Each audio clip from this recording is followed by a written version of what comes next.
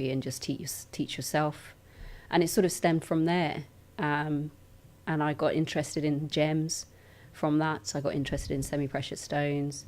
And I started having people ask me, can you make me something? Can you make my mum something? Could you make my sister something? And I think the biggest order, I was still working at Prudential, was a gentleman, a colleague, an Irish gentleman, and he had 7 sisters.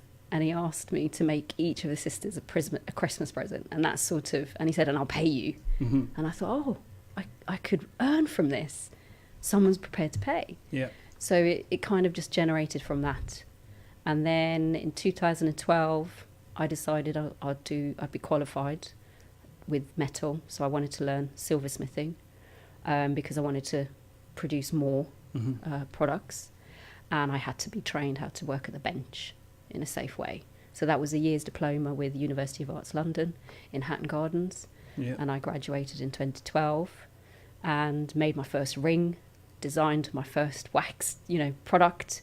And I basically learned the process of manufacturing silver. So you would learn how to sketch, how to saw, how to file, all the different, so there's 6 different modules and techniques to learn as a silversmith, all the metal, the heating, how you would have to heat a metal, etc. Yeah. And then I launched my first collection at Craft Central, September 2012. Well, is that like a kind of an expo? Small gallery, really small gallery in Clerkenwell. I don't even know if it's still there, but you could hire it out for a week or 2 days or do pop-ups. I was a member there, so that was my first small gallery. I had it open for the week, and that was my first experience of launching a brand, launching my collection. I even invited press. Yeah. I had guests. How did that go, that first experience? It was great. No, it was absolutely fantastic just to know that I designed something and people were prepared to buy it. I mean, there was the first night I opened, I sold out on one necklace. You did? Wow. It was just, I was in awe. And the support that I had from friends was amazing. That's also what just kept me, the passion alive.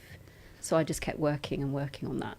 And how is that business now? How is it going on? And how long has it been since you started that? So 2012 is when I did the silversmithing, but under the brand of Kismet Jewellery, and I was advised at one point by somebody in PR that, nobody knows it's you behind this jewellery. You should come out. You should let people know it's you. Show yourself, because people always like to connect. And the way technology and the world and social media was shifting over the last few years through, Facebook or media, people want to see the designer behind a product sometimes. So 2015, I redesigned and I rebranded basically. So I came up with a new brand, and somebody I know in Greece said, why don't you just use your name? Just like Yves Saint Laurent or Dolce & Gabbana, and that's, just use your name. And I thought, well, nobody's going to be able to say it. It's too long. Yeah. But I went with it, and it's a fantastic brand, and my brand is now Naki Birango London. And I've just been pushing through with marketing and PR, and I think my first year of launching the brand, I was in Vogue, and I was in Tatler magazine and Glamour, and, it was just... I've now been in American Airlines, so the brand is the profile is each year I try to build that profile of the brand. Okay, we're gonna watch this short profile video about the brand. Okay. And we'll come back. Thanks.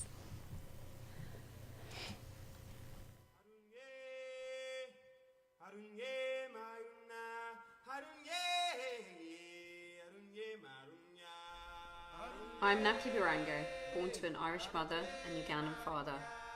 My name in Uganda means Queen of the Leopard Forest. My upbringing was filled with a lot of culture and tradition, as you can imagine. Having a dual heritage with an extensive family in Kampala, Dublin and Tanzania, I've been gifted with a deep sense of heritage. Growing up in Uganda was very inspiring and laid a wonderful foundation for my childhood. As a child, I had a huge imagination playing in tree houses, surrounding views of Lake Victoria, and safaris on school holidays. Oh, and a pet cow called Peter. All of which created memories which are forever imprinted in my mind, and sometimes where I go for design ideas. In 2005, and living in London, I started teaching myself to make jewellery. Earrings, beaded necklaces and bracelets, and that's when I discovered my own passion and potential. In 2008, I launched Kismet Designer Jewellery, focusing on the beading work. As demand grew and my creative outlet matured, a desire to learn more led to a diploma course in silversmithing and manufacturing, where I graduated in 2012. In 2014, demand growing further, I recognised the next phase of the journey was starting to formulate, and it was time to grow, both as a business and as a jewellery designer and silversmith. In 2015, whilst living in Greece, I embraced my heritage and the creative foundations I had been developing over the years, and I launched Naki London. I've discovered I'm happiest in my workshop, and particularly being able to share elements of my journey and story through my jewellery. So thank you, and I hope you enjoy what's in store. Stay close, the journey continues.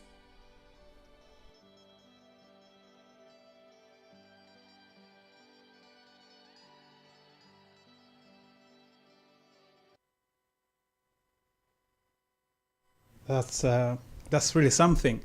I'm going to ask you to let the viewers and listeners know how they can access all this work, all this jewelry. How can they purchase? How can they make inquiries? So your social media, your website, and any like promotional stuff that you want to let them know. Okay. So I have a Facebook page, Naki London. So they can find me there, follow me there, please. Website is www.nakibarango.com, and you can purchase existing ready-to-wear collection that's there. There is a bespoke service on there as well if you want to have a commission made. So that's something you can inquire about. So I do a lot of bespoke work.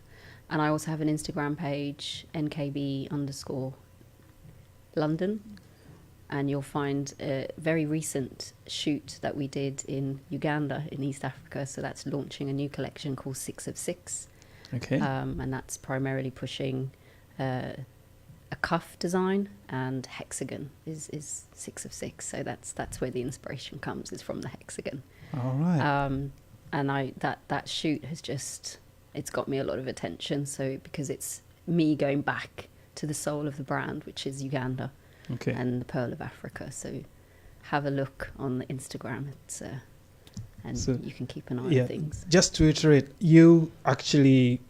somebody can commission you for a special one-off item, say a ring, a wedding ring, or anniversary sort of jewelry necklace. Yes. And they'll give you their specifications, and you'll do whatever they desire. Yeah, what I normally do is, if they have an initial inquiry, or sometimes people see a design that's already there, but they'll want to customize it for them or personalize it in some way, or they'll have an idea of something that they want to have. So normally I'll do a consultation, invite them to the workshop studio, do some measurements if it's a ring, look at existing metals, give them some ideas, and we can work together. So I normally do at least one or two consultations and a fitting first, and normally the fitting's done with a wax piece if it's a ring, particularly for gentlemen, because gents have very large fingers. But that's what I would normally do, and then I'd provide quotes depending on what metals or what design, or if they want stones used, and we'll agree a process and timing. Yeah. So what materials do you work with? Sort of what are they called? They don't call them minerals. What metals do you work with? Not quite minerals. It's silver. Everything I make is sterling silver. Right. And to keep things affordable online, I'll plate. So I plate normally white gold, which will still look like silver, but it does last a bit longer, and it keeps better luster than silver, or yellow gold normally. But a customer, if they so choose, they can have a piece made in a particular metal, either platinum or gold, 9 carats, 18 carat if they so wish. And I'll provide quotes for that. But all the ready to wear is silver, and then I'll plate. So it still keeps things affordable for most people. And if they want any precious stones, like emeralds or rubies or diamonds or sapphires, we can again do some quotes. Depends on the design that people want. All right. Yeah. Now, all this training to become a silversmith, how did you manage to balance that with your normal day job? They do provide. So I had inquired, I looked online, Google's amazing obviously, for different courses, taster courses, which is how I started. So I did a 3-day taster course on making a ring, and that was through St Mary's College in London. And then I did a 6-week course with different techniques. There's a lady, she does in Covent Garden how to knot beads or knot pearls. So pearls, there's a way of, hanging pearls is always on silk thread. You never would make string pearls on anything else but silk. I didn't know that until I did that course. So there was lots of things, and you learn as you go along, and I'm still learning. And then I discovered that University of Arts were providing part-time courses, full-time courses in concession or for people in full-time, and you didn't have to be in the jewellery industry at all. It was just open. So I found a part-time course which was 2 evenings a week. So it was about 6 hours, 3 hours on a Wednesday and 3 on a Saturday, and that ran for a year. And they even subsidised, so I didn't even have to pay a full. So you could pay in instalments, and I did that every Wednesday and every Saturday. Yeah. But you can do it full time if you had the time. Yeah. Did you at any one time feel halfway through the course? Did you feel at any one time that maybe I've made a wrong choice? Not a wrong choice, but frustrated in that I couldn't achieve the skills or the techniques as quickly as some other students. And you find that within any design, I suppose with any design process, you're either good at something or you're not at something else. And so certainly with setting, stone setting, and the different types of setting, I just couldn't get. And there was a certain time span that you had to do it, and we also had to do an exam at the end. Right. So you had to that was. So it was, the setting was what frustrated me, and you had to do that over 6 weeks and produce gypsy settings, the four claw, which is a traditional setting for a diamond or any other stone. And it was just, I found that difficult. Filing, cutting, wax carving, no problem. Bending the metal. Was this attributed to you being the less artistic in the family? Were the other students more coming from a more artistic background? No, not at all, because they also had their challenges. It just depends what came easy to somebody and what came easy to somebody else. So every student was different. Everyone was different, and each one, and we would help each other. So we had big workshops where you'd have like 10, 12 benches, I think, were in our class. And you would just help each other. Some were quicker at doing some things, some weren't. But you just helped each other, and no judgment, no pressure. Yeah. And there was always, the tutor was always there to help you and give you extra tuition. So it was just obviously a personal pressure that we put ourselves under. Out of the training and out back in real life, as an industry, how is being a silversmith? How cooperative is the industry? How much help do you get from? There's lots of help. So silversmith, I suppose, pedantically, if you're a silversmith, it can mean many things. So I would probably refer to myself as a jeweler, because I haven't done, over to degree level, or there are certain levels of silversmithing that you would probably have to achieve to be hired to make, you'll have silversmiths that make silver bowls and silver placements for the royal family. But they'll obviously have to have gone through certain levels of training and techniques and quality checking, etc., within that degree. But there are lots of courses, and there are lots of organisations that you can do apprenticeships with. You can go online, and there's lots of the Prince of Wales Trust. They also can do training courses. In fact, there's two Ugandan artists that I used to aspire to, who actually developed their jewellery line through the Prince's Trust. Right. And that's what always used to keep me inspired, because I think they made the navy blue, the blue sapphire necklace in commemoration for Diana one year. Well. And I think that just took off for them. So and they used to be based in Hatton Gardens, but I used to think, oh, they're Ugandan as well. No, that's great. Yeah, so there's plenty of courses out there, and there's lots of advice, free advice, and there's lots of open days, and you can go and see for yourself. There's apprenticeships there, and I think I would encourage anyone to do an apprenticeship, even if it's for 6 weeks, just to get an eye-opener. You never know what you might find you're good at, because I didn't know I had this. Right. You know, I didn't even know I could sell a piece of, you know, I still pinch myself that, people still want to buy it. Now, looking at your jewelry business, where do you see it going in the next, say, 2 or 5 or 10 years? Well, my aim certainly in the next 2 years is I'd like to be stocked. I think within 3 places. I was stocked in New York last year. When you say stocked, what exactly do you mean? Stocked by another shop. So I don't want to own a shop because of the overheads of that. But you never know. But that isn't a goal. I don't want to be manufacturing lots and lots of pieces, so I still want to be exclusive and seen as an exclusive luxury jewellery design brand.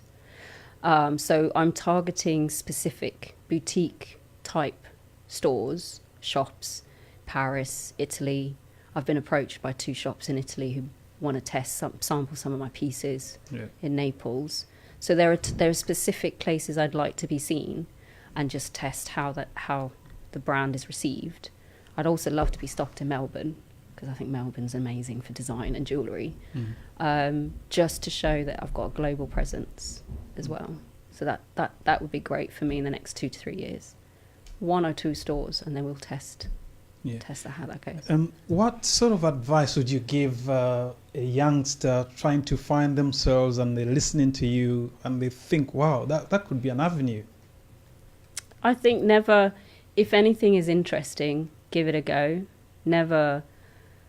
We always try and convince us that we always create excuses, I think, of why we can't do something or why we probably shouldn't. And you'll make time. If something is of interest to you enough, you'll make the time. And I advise just give it time and give yourself time to just be open to learning new skills, no matter what. It could be that you'll go in and decide you want to make a ring, but you might find actually you're better at being a CAD designer. So there's lots of different avenues within the jewellery industry that you might find you're better skilled at, but you've got to go and do it. There is support, there's grants you can get.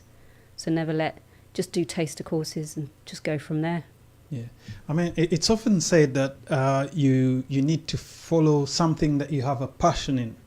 But you didn't have a passion in this, did you? Not in making, in wearing, for sure. Of course. Yeah. Going out, dressing up, you know. But even then, I did have a certain style, I found. And I did like semi-precious stones. Like I did like crystals, and I had an interest, in those stones, possibly for different holistic reasons. And that's where I started a lot of the beading, was using those semi-precious stones. And so you already had an idea of what good jewelry looks and feels like?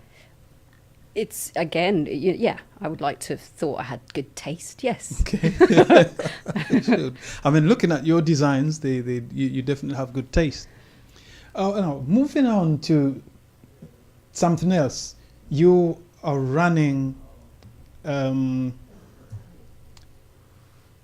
you're running a kind of, shall I call it a charity? You're doing some work for the community back in Uganda. Just tell us the story of how you got into it. How I got into it, how it found me, probably. Exactly, yeah. I think this I went home at Christmas to see the family, Uganda, last December. And on my way home at the airport, in Entebbe airport, I saw, I think they're the under 23 Ugandan cranes. Okay. of course, standing with their black T-shirts and their uniform. Mm-hmm. And I just started to talk to some of them and ask for a selfie, and that's just how we got to talking. And we spoke, they were on the plane, and some of them, you know, we just got to know each other, talked about football, talked about where they're from in Uganda. I think they were going off to Chan in Morocco. So you were at Entebbe, yeah, flying out of Entebbe. flying back to the UK via Qatar. So we went with Qatar, and I got off at Qatar, but we kept in touch because we were exchanging pictures. Yeah. Okay, because I was like, let's take lots of pictures. Right. Never thinking anything would come of it. Okay. Okay, just thinking, I saw the cranes, yay, claim to fame, kind of thing. And I thought that would be it. But as I got to talk to some of them and keep in touch, I started to learn guys who were quite young still have this dream or this passion for because they have many people that follow them in their villages, and they have their dreams of giving back. Right. And I remember making a declaration at the beginning of the year to lots of friends that 2018 for me was going to be the year of giving back. Mm-hmm. Little did I know that was potentially a declaration to the universe to give me something. You spoke that into being, and it happened. I poked the bear. And so, January, February, we're talking. They came home early from Chan. And one of them, I think he's from Mbale. And he rang me, or he called me and he said, you know, I'm back in the village. There's an old man in the village, Mzee, as we call them in Uganda. He has some land, and he would like to, rather than distribute it to family or the community, he wants to do something with it for the kids in the community. Yeah. What can you do, Naki? And I'm thinking, what do you mean? And we should make a pitch. And so the Mzee spoke to me and said, I have this dream that I want to create a pitch for the young kids, because obviously I think about 3 players were from that village. Yeah. So he's seen those kids grow into these young gentlemen who now play for top level and national team. So he wants to create that avenue. So that's how the seed was kind of sown. Mm-hmm. So I went over to look at some land. Next thing I know, I'm thinking, what do I know? I don't know anything about setting up a football pitch.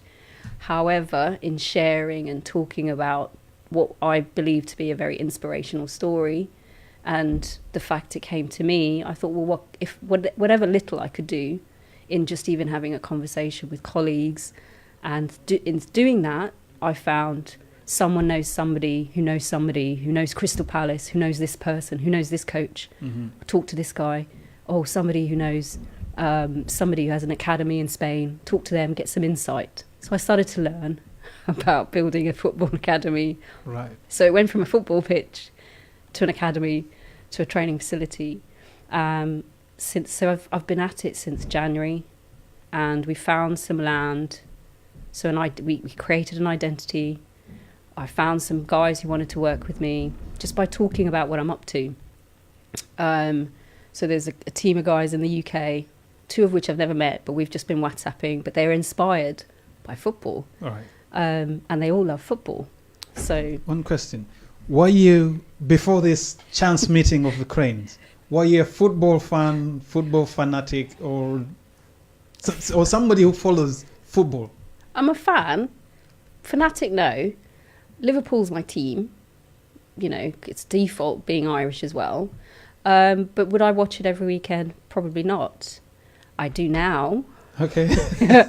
But I think I appreciate, and where I find something inspiring, and I've always been a stand for children, knowing that if I could just even one child, if you can impact a child's life through just listening or just being present and hearing them and seeing, I think you're making a difference. Right. And I felt like that something had been given to me, and I was almost obligated. I couldn't ignore it. Mm-hmm. And maybe being the way I am, being a business analyst as well, partially, just unpicking, okay, what could I create that isn't costly or isn't going to take too long? Mm-hmm.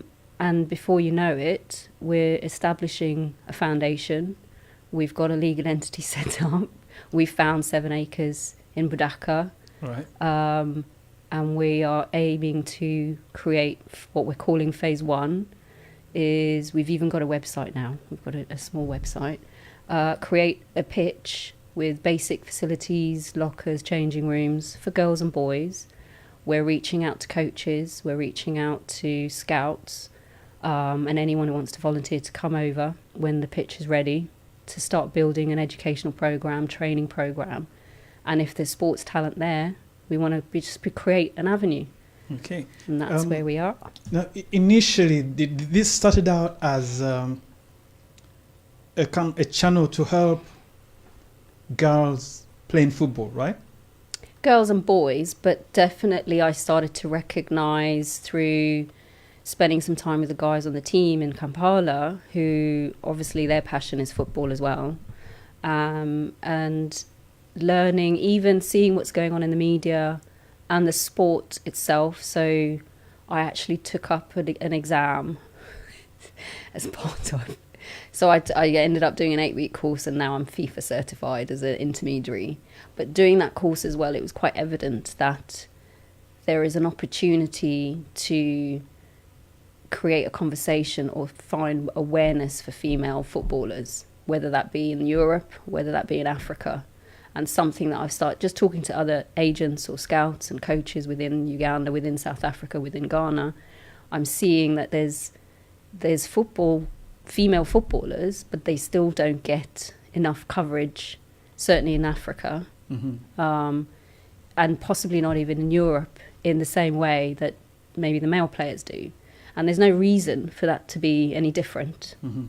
So I'm looking into whether the empowerment can come in through our project, of whether the female footballers, and it could be that we empower women or girls to be coaches as female players as well, because I don't see a lot of that.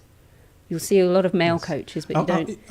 Having said that, I think the national team has got most of its coaches as men. Yeah. And they are actually the women's national team. I think they call the She Cranes. Yeah. Yeah. I think so. Yeah, but I think they recently went down to South Africa for the COSAFA regional tournament, as it was they were invited because they obviously Uganda's not part of Southern Africa, but they did give them a run for their money. I think did they manage third? They did well. Yeah, I think they went to semi-finals and managed third position. So women's football in Uganda is on the up. We're going to watch this video of you. I think it's not exactly groundbreaking, but it is exploring the land that site you've acquired in Budaka. Yeah. Okay.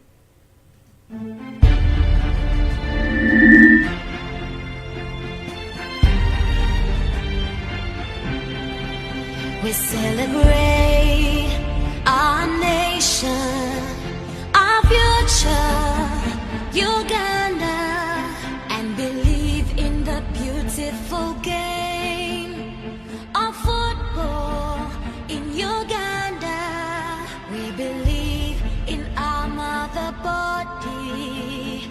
Fufa, Fufa, when the boys and girls aspire to become stars, of the Uganda cranes and the crested cranes and the sun cranes. Come on, our fans, our gallant fans, our sponsors, our dear government, to support the beautiful game. One tribe, one family, one religion, one nation. It is our game, it's our country, it's our joy, it's our nation.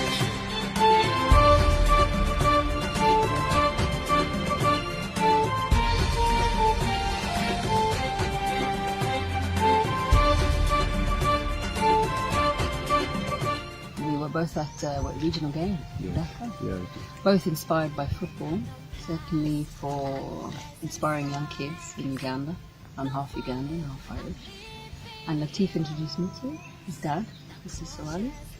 So we've come to see the land, which is a potential site for our Kiwali training facility for girls and boys. This is part of the team. Say hi, guys. Hi. The Sun project, but we're going to come up with our own entity. The reason I'm doing this is I met the national team, Uganda national team in January, and we talked about the opportunities and the ability for players in Africa, particularly in Uganda, to reach their career aspirations, particularly outside Uganda and into Europe. I was inspired by their efforts, their endeavours as the players for their local villages and what they wanted to be doing for their local villages, one of which is in Mbale. Some of them are considered local heroes. So I took it upon myself to see why can't the children here in Uganda also reach their inspirations, whether they're players, whether they're mentors, whether they're coaches, why can't they have the same as everybody else? And so that's why I'm here. I'm trying to facilitate and create opportunities for everybody, for the whole community, and give local communities confidence to build and rise and be self-sufficient and not have to rely on giving or NGOs all the time. Uganda needs to rise and stand for itself.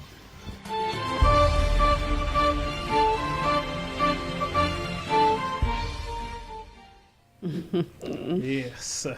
So, there we are, acquired the land. How's it going now? Since then, January, to now, the year is almost turning out. How could you describe the progress? So that clip was actually September Okay. 15th, just gone. Mhm. And we are actually progressing quite well, quicker than I thought. So there's a process, obviously, as you know, in Uganda, you have to go through titles of land and you have to get district and council approval, where the district's going to sit next week. Our target date was for them to do that in November, but actually they're going to be doing that before the end of, it's the end of October next week, so they're a month early. So Yeah. that's great progress for Uganda. Great. Yeah. Absolutely amazing. I love being organised. I have a bad yet. So we've also formed the UK company, CIC. So we've registered a community interest company in the UK, and that will be followed very quickly by registering a company in Uganda.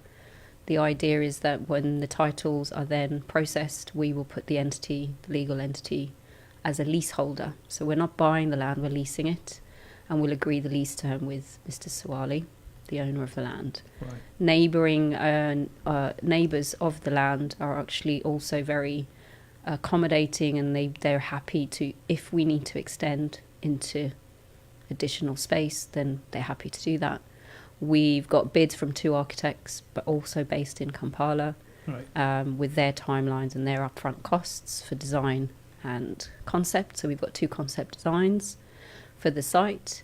We've also got bids from surveyors, so we just need to then appoint a surveyor once we get the district council approval to go and do the deep prints, of which would then be handed off to an appointed architect. And ideally, the next big step is funding, of All course. right. So yeah, that's my biggest objective. Let's talk about the project itself. What exactly are you planning to put on the ground? On the ground. On this land that you've now acquired? Yeah. What is the plan?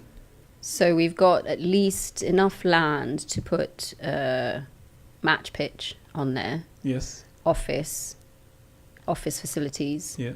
changing rooms for girls and boys, possibly some small boarding, locker rooms, changing rooms, and storerooms for initial phase that we need.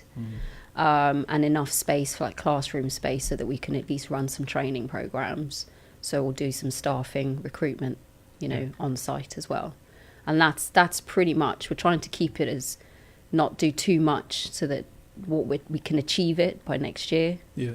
So small steps, but achievable objectives, and not go too quick, too big, too quick, and just try and manage the project slowly. Yes. You mentioned classes or classroom buildings. And what is this for? Is it academics or is it purely sports training? It's primarily, so we're not creating a school because there are local schools, and we will affiliate and partner with those schools Yeah. to either recruit the children or offer space for those children to come and play.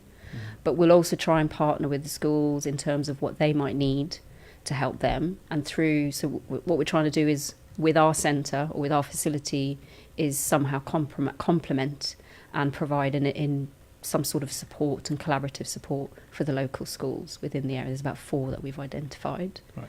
And then also local amenities within Budaka itself, Kibale city, town. So that's the intention. The classroom space, the vision we have is we'd like to train whether the adults or teenagers or youth into being mentors, coaches. We're also discussing the opportunity of being sports analysts potentially as a skill. So I've been talking to some analysts over here, it's a skill set, and would they be open to coming and training if we got 30 people? So it's not big space, but it's enough to do some classroom-based teaching or training. But it's on site. It would be on site.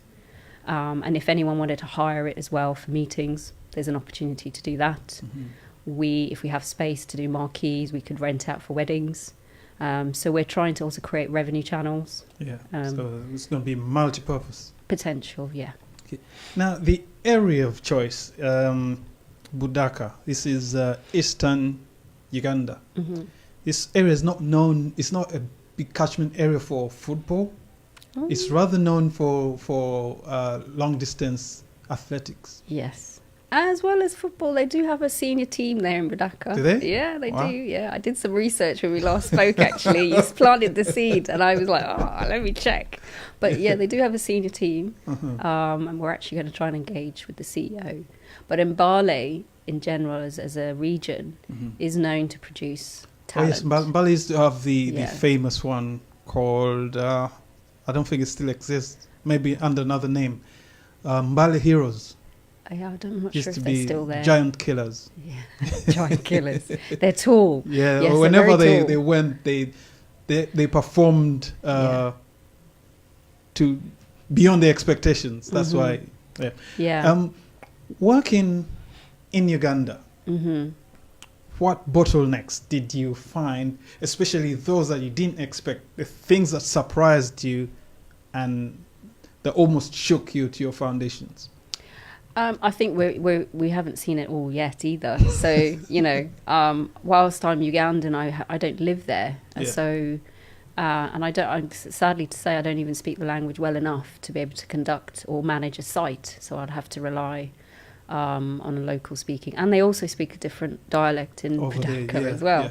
So the timekeeping is one thing. And Yeah. I think you do have to accept that, but also at the same time teach a way of being and respecting time and why things should be done within a certain, because it helps things progress. So one thing I was mindful of is I might say I'll be there in an hour, and I'll be there in an hour, but somebody else will be there in 2. So it's as if let's meet at 2:00, I'm there for 2:00, and they'll turn up at 2:45, and it's not a problem, it's accepted. Yes. So it might work for a while, but if you're inviting stakeholders from another place in the world, it's just how will I be able to manage that to make sure that it's still a professional approach. It's making sure that the team, I think as well, understand that way of being. What else? I don't want to be too negative, but it has its quirks and it has its charm, of course. And there is obviously a mindset in terms of you won't get someone to deliver something unless you give them an incentive. And it's changing that mindset. So for a project, everyone I know so far on the team, from Uganda and the UK, we're all working whether we've got a job or not. So we all have our own jobs. We all have a day jobs or 2. And we're still delivering another project. We're not being paid for it. We know there's upfront costs, and we're all prepared to share that cost up front. We're all prepared to put some skin in the game because we see what's coming. We see the vision. We understand this will happen provided we put in the effort without any expectation of a monetary gain up front. So that was a nice surprise to see that I have a team in Uganda who get it enough to not expect to be paid. Yeah. But they're still going to work just as hard And I think that's amazing. And it's very inspiring that, and if people can see that they believe in the project enough to be able to put their time and their effort without asking for anything in return, because they see at the end of the day, it's giving back those that follow us. And we're also showing, hopefully, another aspect of... Do you find that in Uganda, the spirit of charity giving or community services is on the rise? Is that something you recognize? As in within Uganda? Yes. As with Ugandans? Within Uganda. Is it on the rise? It's always been there, but I think with sport, there's definitely a lot more going on. Empowerment of women, health as well, mental health as well, which stems around sport, in one way or another. In fact, we're seeing more marathons run for almost any and every cause. Yeah. So Uganda's definitely got a spotlight, I believe. Some schools that I've already spoken to in southwest London and south of England specifically want to work in Uganda, and I want to do a bit more research as to why Uganda, which is great. So yes, it is on the rise, I'd say. So I think it's timely. It feels like this project is timely, even from a female perspective, and young girls, and this whole female conversation in the world, and the empowerment of women, and females being representatives of being a stand, I think is very timely. And if we can leverage that, certainly for Uganda, I think it'd be a great thing. Okay, so how would the listener or viewer get in touch or find out more about this specific project or the charity? Yeah, so the official name, now that we have a registered company, is DIDA Sports Foundation, or DIDA, DIDA, which is 4 principles that we believe in, which is develop, inspire, discipline, achieve. So we have a Twitter page now, DIDA Sports Foundation, so you can find us on there. The website still holds the name of the town, Kibale, or Chibale if you're in Uganda. So www.kibaletrainingfacility.org. And there's 2 project leads, myself and a gentleman called Giacomo. The information's on there, so if you want to inquire, you can email us. But that website gives you pretty much why we're doing what we're doing, what's phase 1 mean, and what's the program of change that we want to implement, and what sort of partnerships we want to create. Right. And there's a gallery of the kids that we've seen so far in the area, and our site trip as well. So that's the contact points at the moment. There will be an official website once I've done the branding and whatnot. But that's, so it's still early days, but it's looking like the movement is on now. Yeah. Okay. It is. Now we're gonna get back. So you've had this chance meeting with some footballers, and it's borne fruit. Yes. In less than a year. Less than a year, yeah. But you've had to go and update, or almost... so we can safely say your football knowledge was very limited at the time you met these people. All you knew they were playing for the country. I'd say it's probably still... So you've had to go in and study the game. And you now... What we previously used to call a football agent, that is now called a football intermediary. Tell us that story. So I think that, again, being the analyst that I am, or maybe my natural way of being, is if I'm going to commit myself into, first of all, committing to somebody that I'll help them, then I'd want to do that in the right way. And knowing that I would be working potentially with children, or to support children in some way, or within an industry that I probably wasn't completely familiar with from a business perspective, I was advised maybe just try and do this course. So a gentleman that I met in Uganda said, there's this 8-week course, online course, it's a webinar, see if you can do it. I think I joined in February, it's 8 weeks, and it's a global course. So I was online every Wednesday for 3 hours, and you had 4 books to read, FIFA regulations, 2 of which we had to read, and you had assignments every week. So literally for 8 weeks, I didn't leave my house. I thought, oh, I've really thrown myself into this. It wasn't. Deep end. Yeah, literally. I just thought, what am I doing? But it was fascinating to be online with tutors and other agents who've been in the industry. And then I started to see, as a business perspective, what was there.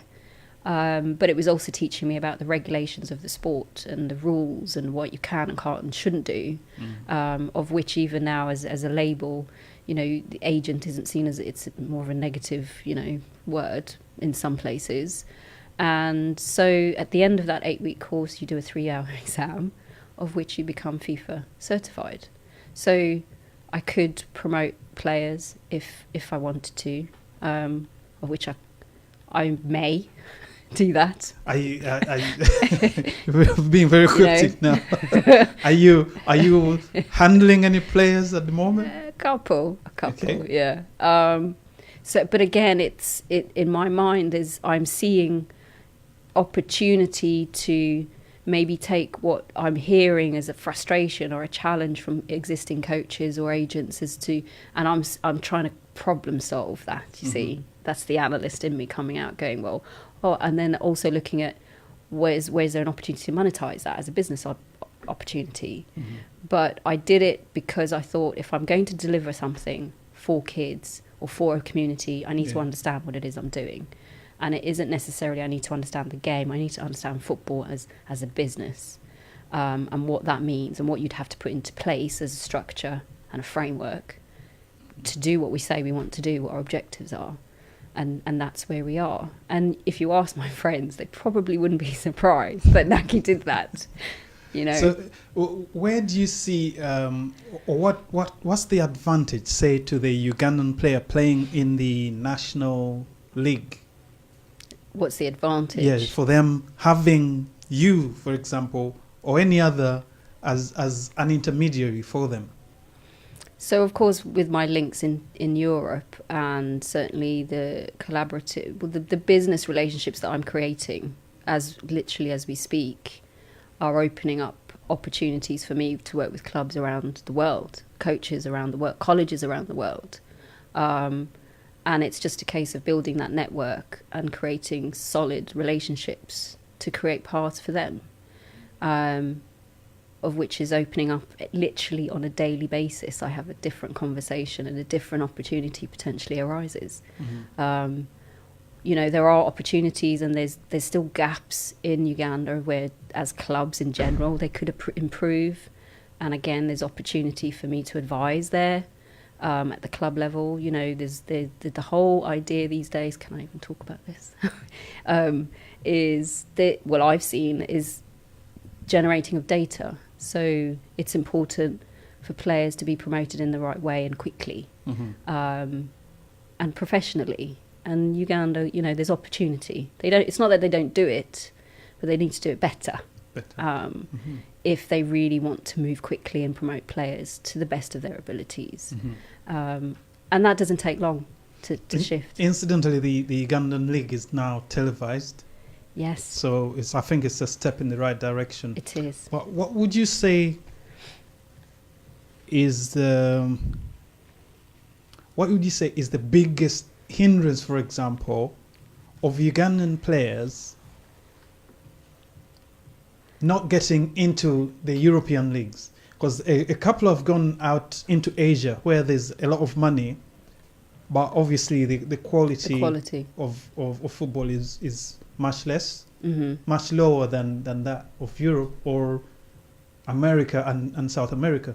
So what do you think are the issues hindering players? It could be anything from whoever's managing them having the right connections. I mean, what I'm learning is it really is about having the right connections, respectfully, who can give you access to that market.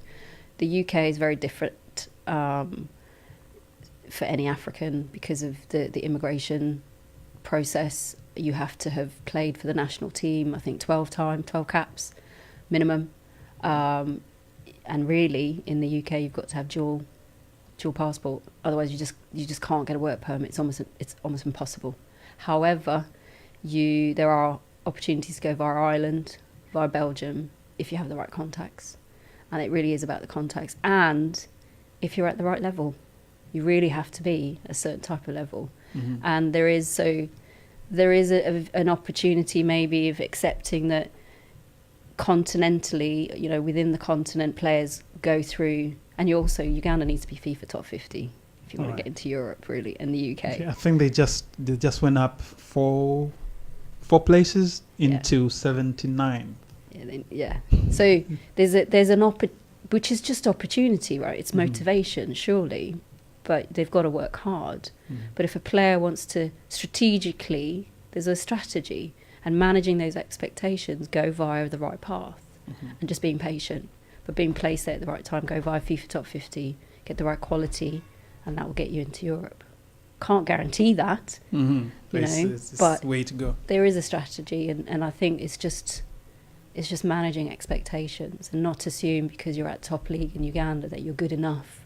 You know, no disrespect, but FIFA top 50 is a marker as from a country they need to reach. So, All right. you know, So, as we conclude our interview stroke chat, what are the things that you're looking forward to as we get into 2019 or towards the end of this year for the Kibale project and also for Dida Sports? what I would look forward to is that we start build and clearing the land by February 2019. So that would be a huge accomplishment, I think, because it would imply that we've got the funding we need to start. Our target, ambitiously, but not unachievable, is to be able to open the sports centre by September 2019. So that's our big goal for 2019. Obviously there's some aspects there, but February is start for us. So that would be a great start to my year as well. Okay. And the social media contacts, once again, we'll obviously have them running across the screen. Yeah, Twitter is at Dida Sports Foundation, and the website www.kibaletrainingfacility.org, and my contact details are on there. If Okay. anyone wants to reach out, offer any help. Oh, yes. All help is are you needed. are you taking donations yet? Interestingly, somebody asked me that today. I met two coaches in Greenwich, and they asked if we wanted to take donations. I think if you contact me directly, I don't have a facility on the website, but we can certainly discuss what that would look like, because that would even start helping the local community now. Yes. And we can discuss that privately via email, because I need to talk about shipping and what that might look like. But yeah, if schools have got old kit, old equipment, or even sports centres, if coaches have access to old uniforms, just let me know. Anything helps. You know, bibs, anything. You know, anything for us. Boots, everything. Okay. Well, Naki, it's been a pleasure hosting you today on the Business Club. Thank you. We're sure that you'll return and Yeah. make this your home. We'll be glad to Love to to. partner and help with this project as it reaches out to the community, helps them to discover the various talents that they possess, and also take them further in life with the skills attained. So it's been a pleasure. We'll see you hopefully once again. Thank you. And if you decide to do any further training in an unexpected field, we'll be glad to hear about it Okay. from you. Thank you. So thank you Thanks, again Ivan. for coming through. Thank you.